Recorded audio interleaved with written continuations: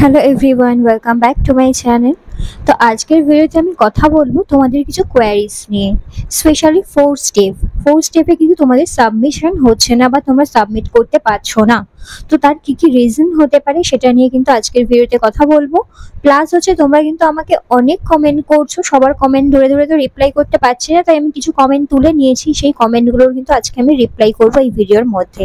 আমি আশা করছি তোমাদের এই কমেন্টগুলো যে রিপ্লাইটা আমি দেবো সেখান থেকে তোমাদের কিছু কোয়ারিজটা ক্লিয়ার হয়ে যাবে। চলো তাহলে ভিডিওটা স্টার্ট করা যাক। তো তোমাদের মেইন সমস্যা হচ্ছে ফোর্থ স্টেপে যে সাবমিশনের জায়গাটা রয়েছে, সেখানে তোমরা সাবমিট করছো কিন্তু সাবমিশন নিচ্ছে না, ঘুরেই যাচ্ছে কিন্তু সাবমিশন হচ্ছে না। তো কি কারণে এটা হতে পারে? তো ফার্স্ট অফ অল তোমরা দেখতে পাচ্ছ যে রেজিস্ট্রেশনের জায়গাটা রয়েছে, রেজিস্ট্রেশনের জায়গায় তোমরা বোর্ড দিলে, স্টেট নেম দিলে, মার্কস অবটেন আর ফুল মার্কসের জায়গায় এই দুটো জায়গায় কিন্তু তোমাদের 100 লিখতে হবে। তোমরা যদি সেখানটা 100 না লিখে থাকো তাহলে কিন্তু ফর্ম সাবমিশন করতে গেলে কিন্তু সাবমিশন হবে না। এছাড়া আরেকটা সমস্যাও হতে পারে।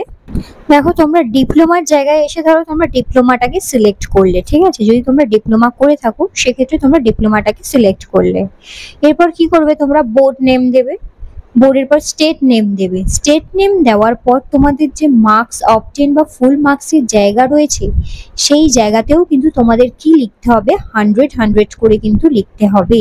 সেই জায়গায় যদি তোমরা অন্য কিছু বসিয়ে দাও সেক্ষেত্রেও কিন্তু ফর্ম সাবমিশন হবে না। তো সেই জায়গাটাও কিন্তু তোমাদেরকে খেয়াল রাখতে হবে যে দু জায়গায় যেন তোমরা 100 লিখছো। আর যেটা রয়েছে নাম্বার অফ অ্যাটেম্প যেটা রয়েছে সেটা কিন্তু নোই রাখতে হবে, সেক্ষেত্রে কিন্তু ইয়েস করলে হবে না। এরপর চলে আসছি আমি এক্সপিরিয়েন্সের জায়গাতে। এক্সপিরিয়েন্সের জায়গাতে দেখো, যাদের এক্সপিরিয়েন্স আছে তারা ইয়েস করবে, যাদের এক্সপিরিয়েন্স নেই তারা নো করবে, ঠিক আছে। যাদের এক্সপিরিয়েন্স আছে তারা যদি ইয়েস করো সেক্ষেত্রে দেখো একটা ড্যাশবোর্ড খুলে যাবে। এই ড্যাশবোর্ডে কি আছে, তোমাদের ক্যাটাগরি সিলেক্ট করতে হবে, গভর্নমেন্ট বা প্রাইভেট থেকে করেছো কিনা, অর্গানাইজেশনের নাম দেবে, ধরো XYZ হসপিটাল থেকে করেছো তো অর্গানাইজেশনের নাম দেবে। এরপর পিরিয়ড আর মান্থের জায়গাতে তোমাদের কিন্তু গন্ডগোল করছো, ধরো কেউ 1 বছর 3 মাস কাজ করেছো, সেক্ষেত্রে ইয়ারের জায়গায় 1 লিখবে, মান্থের জায়গায় 3 লিখবে, লিখে তোমাদের এক্সপিরিয়েন্স সার্টিফিকেটটা আপলোড করবে।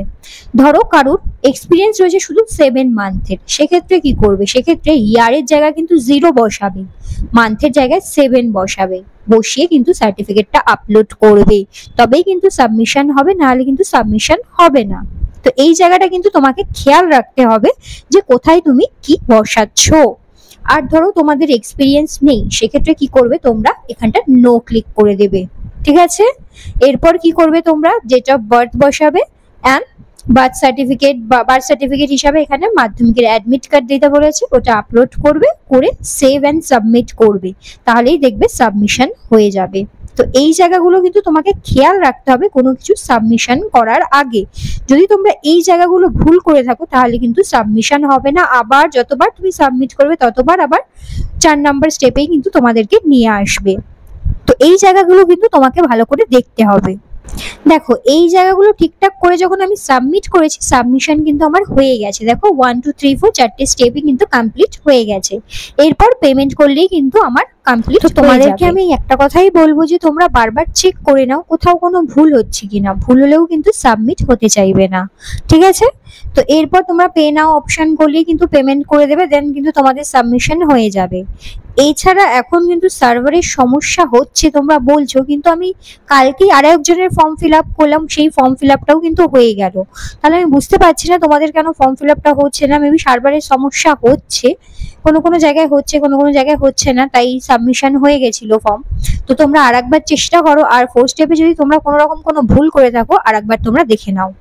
এরপর আমি তোমাদের কিছু কোশ্চেন আছে, তোমাদের সেই কোশ্চেনের রিপ্লাই করব, যেখান থেকে তোমাদের আশা করি যত কোয়ারিজ রয়েছে কোয়ারিজ গুলো ক্লিয়ার হয়ে যাবে। তো তোমাদের ফার্স্ট কোশ্চেন হচ্ছে, application is cancelled by candidate, হাত দিয়ে দিয়েছি, তাহলে কি হবে? দেখো, তোমাকে আমি একটা কথাই বলবো, তুমি আরেকবার লগ ইন করো, তোমাদের ফোন নাম্বার আর পাসওয়ার্ড দিয়ে লগ ইন করো, লগ ইন করে দেখো যে তুমি লগ ইন করতে পারছো কিনা। যদি লগ ইন করতে পারো তাহলে তোমার কোন কোন স্টেপ কমপ্লিট হয়েছে, স্টেপ 1 2 3 4 সমস্ত জিনিসটাই দেখতে পাবে। যদি সেটা থাকে তাহলে তোমার অ্যাপ্লিকেশন ক্যান্সেল হয়নি, সেটা যদি না থাকে বা সেটা নাই খোলে তাহলে কিন্তু তোমার অ্যাপ্লিকেশন ক্যান্সেল হয়ে গেছে, সেক্ষেত্রে তোমাকে নতুন ফোন নাম্বার আর মেল আইডি দিয়ে আবার অ্যাপ্লিকেশন করতে হবে। নেক্সট কোয়েশ্চেন হচ্ছে সাপ্লি মার্কশিট কোথায় দেব? সবগুলো মার্কশিটের শেষে নাকি যে ইয়ারের সাপ্লি তার পাস মার্কশিট তার আগে? আচ্ছা, তুমি সাপ্লি যদি এইচএস এ পেয়ে থাকো সেক্ষেত্রে এইচএস এর মার্কশিট দেবে প্লাস সাপ্লি মার্কশিট দেবে প্লাস সার্টিফিকেট দেবে। সেই আর যদি তুমি জিএনএম এর ক্ষেত্রে সাপ্লি পেয়ে থাকো সেক্ষেত্রে জিএনএম পাসের যত মার্কশিট রয়েছে সেগুলো দেবে, দেন সাপ্লির মার্কশিট দেবে, দেন তোমাদের ডিপ্লোমা সার্টিফিকেটটা দেবে। ঠিক আছে? আচ্ছা, নেক্সট কোয়েশ্চেন হচ্ছে 4 স্টেজের পর সেভ সাবমিট হচ্ছে না 4 দিন ধরে, এনি সলিউশন? এটা কি সার্ভার ডাউনের জন্যই?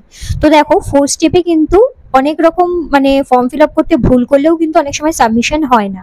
তাই 4 স্টেজে কি কি ভুল যাতে না করো সেটা কিন্তু আমি প্রথমেই দেখিয়ে দিয়েছি, তোমরা ওটাও একবার চেক করে নাও। কারণ আমি কালকেই আরেকজনের ফর্ম ফিল আপ করেছি, সেটাও কিন্তু সাবমিট হয়ে গেছে। তো তোমরা একবার চেক করে নাও 4 স্টেপে কোনো রকম কোনো ভুল করছো কিনা। যদি ভুল হয়ে থাকে তাহলে কিন্তু সাবমিশন হবে না, তো আরেকবার চেক করে নাও। আচ্ছা, নেক্সট কোয়েশ্চেন হচ্ছে 4 স্টেপ আপলোড করার পর সেভ করতে গেলেই পুনরায় 4 স্টেপেই ফিরে আসছে, সেভ হচ্ছে না। তো তোমাকেও এই কথাটাই বলবো যে কিছু ভুল করে থাকলে এটাই হয়, মানে যদি ফর্ম ফিল আপের টাইমে কিছু যদি ভুল করে থাকো সেক্ষেত্রে তুমি যতবার সাবমিট করবে আবার সেম স্টেজেই তোমাকে ফিরিয়ে নিয়ে আসবে। তো তুমি একবার চেক করে নাও স্টেজে কোনো জায়গায় কিছু ভুল হচ্ছে কিনা, বা কিছু লিখতে তুমি ভুল করেছো বা কিছু ফাঁকা রেখে দিয়েছো কিনা, একবার চেক করে নাও। নেক্সট কোয়েশ্চেন হচ্ছে ফর্ম ফিল আপের সময় সেভ না করে শুধু প্রসিড করেছি, এটা কি ফর্মটা সাবমিট হবে? হ্যাঁ, ফর্মটা সাবমিট হবে, কারণ সার্ভারের প্রবলেমের জন্য যতবার সেভ করা হচ্ছে আবার চলে আসছে, মানে পুরোনো স্টেজে চলে আসছে, আবার ফিল আপ করতে হচ্ছে। তাই প্রসিড করে করে করে করে যখন চলে যাবে 4 স্টেপ, তারপর যখন ফাইনাল সাবমিশন করবে তখন দেখবে তোমার পুরো ফর্মটাই ফিল আপ হয়ে যাচ্ছে। তাই এখানে প্রসিড করে গেলেও কোনো সমস্যা হবে না। আচ্ছা, নেক্সট কোশ্চেন হচ্ছে আমি লগ ইন করার সময় ক্যাপিটাল লেটারে নিজের নাম লিখিনি, ওটাই কি কোনো প্রবলেম হবে? না, এতে কোনো প্রবলেম হবে না, কারণ নোটিশে এরকম কিছু বলা নেই যে নেমটা ক্যাপিটালে লিখতে হবে বা এরকম কিছু। তাই তুমি তোমার নেমটা যেরকম ভাবেই লিখেছো ওতে কোনো সমস্যা হবে না। নেক্সট কোশ্চেন করছে দিদি, বলছি নাম্বারে অ্যাডিশনাল অ্যাটেম্পটে কয়বার অ্যাটেম্পট করেছি ওটা দেবো, নাকি কটা সাবজেক্টে সাবলি সেটা দেবো? না, কটা সাবজেক্টে সাবলি সেটা একদমই দেবে না। তুমি এইচএস পাস করার জন্য কতবার অ্যাটেম্পট নিয়েছো, ধরো একবারে পাস করে গেছো বা দুবারে পাস করেছো, সেক্ষেত্রে সেইটা লিখবে, মানে কতবার তোমাকে এক্সামটা দিতে হয়েছে সেটা তুমি লিখবে। ঠিক আছে? এখানে কতগুলো সাবজেক্টে তুমি সাপ্লি পেয়েছো ওটা দিতে হবে না। নেক্সট কোয়েশ্চেন হচ্ছে বলছিলাম এসেনশিয়াল কোয়ালিফিকেশনের ওখানে অ্যাডিশনাল অ্যাটেম্পট নো দিয়েছি, নাম্বার অফ অ্যাটেম্পটের ঘরটা ফাঁকা আছে, কোনো কি প্রবলেম হবে নাকি 0 লিখতে হবে? না, তুমি যেহেতু নো দিয়েছো তাই নাম্বার অফ অ্যাটেম্পটের জায়গাটায় কিচ্ছু করতে হবে না, যেরকম ফাঁকা আছে ফাঁকাই থাকবে। নেক্সট কোয়েশ্চেন হচ্ছে আমি 7 মান্থ কাজ করেছি একটা কলেজে হিসাবে, বাট এক্সপিরিয়েন্স আপলোড করতে গেলে এরর দেখাচ্ছে, কি করব? মিনিমাম 1 ইয়ারের এক্সপিরিয়েন্স না থাকলে কি আপলোড হবে না? প্লিজ একটু জানাবেন। তো এই ভিডিওর প্রথমেই কিন্তু আমি বলেছি এক্সপিরিয়েন্সের জায়গায় একটা ইয়ার লেখা রয়েছে, একটা কিন্তু মান্থ লেখা রয়েছে। তোমার যেহেতু 7 মান্থের এক্সপিরিয়েন্স সেক্ষেত্রে তুমি ইয়ারের জায়গাটা 0 লিখবে, মান্থের জায়গাটা 7 লিখবে, লিখে তোমার এক্সপিরিয়েন্স সার্টিফিকেটটা আপলোড করবে। নেক্সট কোয়েশ্চেন হচ্ছে এক্সপিরিয়েন্স সার্টিফিকেট আর এমপি অ্যাডমিট কার্ড মানে মাধ্যমিকের অ্যাডমিট কার্ড সাবমিট করার পর সেভ নিচ্ছে না অ্যান্ড প্রসিড হচ্ছে না। তো এক্ষেত্রে তুমি দেখে নাও 2 MBর কিন্তু কম হতে হবে, তোমার সার্টিফিকেটটা চেক করে নেবে। অ্যাডমিট কার্ডটাও সেম 2 MBর কম আছে কিনা একবার চেক করে নেবে, আর দেন তুমি সাবমিট করার চেষ্টা করবে। তার আগে আমি 4 স্টেপে বললাম কি কি ভুল হতে পারে, তো এগুলোও চেক করে নেবে। যদি ভুল হয়ে থাকে সেক্ষেত্রে কিন্তু সাবমিশন নেবে না। যদি সমস্ত কিছু ঠিক আছে তারপরে তুমি সাবমিট করছো, সাবমিশন নিচ্ছে না, তার মানে সার্ভারের সমস্যা হচ্ছে, তুমি একবার চেক করে নাও। নেক্সট কোশ্চেন হচ্ছে 2 স্টেপ মানে সেকেন্ড স্টেপে অ্যাড্রেস প্রুফ কি দিতে হবে বা কি দিতে হবে? আচ্ছা, তো সেকেন্ড স্টেপে তোমরা অ্যাড্রেস প্রুফ হিসাবে তোমাদের আধার কার্ড দিতে পারো বা ভোটার কার্ড কিন্তু তোমরা দিতে পারো। নেক্সট কোশ্চেন হচ্ছে বাকি যেসব পিডিএফ করতে হবে ডকুমেন্টগুলোর সেইগুলো কি 2 MBর নিচে হতে হবে? হ্যাঁ, অবশ্যই 2 MBর নিচে হতে হবে, মানে 2 MBর মধ্যে হতে হবে। 2 MBর থেকে বেশি হলে কিন্তু আপলোড নেবে না। তোমাদের নেক্সট কোশ্চেন হচ্ছে ফোন থেকে অ্যাপ্লাই করতে পারি? হ্যাঁ, তুমি ফোন থেকে অ্যাপ্লাই করতে পারো। আমি দুভাবে অ্যাপ্লাই করার প্রসেস কিন্তু দেখিয়েছি। ফার্স্ট যে প্রসেসটা দেখিয়েছি ওটা ফোন থেকে অ্যাপ্লাই করার প্রসেসই দেখিয়েছি। সেকেন্ড আরেকটা প্রসেস আমি দেখিয়েছি, সেটা হচ্ছে কি যে কম্পিউটার থেকে কি করে অ্যাপ্লাই করবে সেটা। তো তুমি ফোন থেকেও অ্যাপ্লাই করতে পারবে, এতে কোনো সমস্যা হবে না। নেক্সট কোশ্চেন হচ্ছে জিএনএম এর সাপ্লি মার্কশিট লাগবে নাকি মেইন মার্কশিটটা দিলেই হবে? ওই মেনটাতেই পাস আউট মেনশন আছে।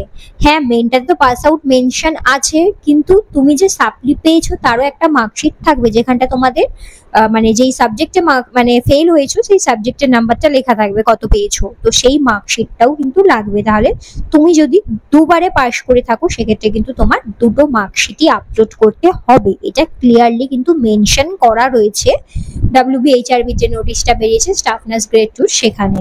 তাই তোমাকে দুটো মার্কশিটই দিতে হবে, সাপ্লির মার্কশিটটাও দিতে হবে প্লাস তুমি যে পাস আউট হয়ে গেছো সেই মার্কশিটটাও। আচ্ছা, নেক্সট কোশ্চেন হচ্ছে, আচ্ছা দিদি জিএনএম এর সবগুলো ইয়ারের কি মার্কস টোটাল করে তারপর ওখানে আপলোড করতে হবে? হ্যাঁ, first year, second year, third year total marks তোমার কত হচ্ছে ক্যালকুলেশন করবে, করে কিন্তু ওখানটা লিখবে, ঠিক আছে। নেক্সট কোশ্চেন হচ্ছে, ফোন নাম্বারটা ভুল দেওয়া হয়ে গেছে তবে কি অ্যাপ্লিকেশনটা ক্যান্সেল করা যাবে? দেখো, তুমি যদি ফোন নাম্বার ভুল দিয়ে থাকো, ঠিক আছে, তুমি যখন লগ ইন করবে তাহলে কিন্তু লগ ইন হবে না তোমারটা।